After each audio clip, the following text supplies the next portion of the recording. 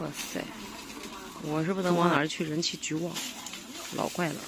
我买了那么多东西，一共多少钱？好，咱们的能拿动不能？看咱们小车大能耐，放到后边叫姐姐这个车后边提溜着，要不然不能着。我的包，我背着也行。分东西了，跟姐姐分东西了。快捞个话梅叫老爷吃吃，我们好久不。我们买了那个盒子里面是话梅，我跟你说了，那是那个话梅带陈皮葡萄干儿。快，给我弄一个话梅吃一颗来。来打开，叫姐姐尝尝看喜不喜欢，因为这个里边有陈皮，它那个外边那个白毛是陈皮。给姥姥一个，谢谢。我们小时候可爱吃这个东西，可以，可儿你带走点。去吧，你要胃不舒服了开胃啊。对头，这啥？杂粮饼。杂粮饼。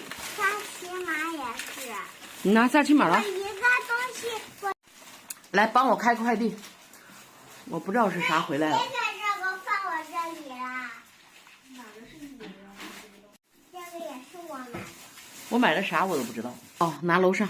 你把那盒子直接扔了吧，宝贝。我想开。咱老爷。拿了一个高粱饴啊。哇塞！它能不能咬得动啊？哎呀，那撑的人，我天，真是咋耐性咋给他撑的，我也不知道。蒙古王的东西还是挺好吃的，他家东西可齐了。他吃不了吧？那不是辣，那是个啥味？这一堆是你的是吧？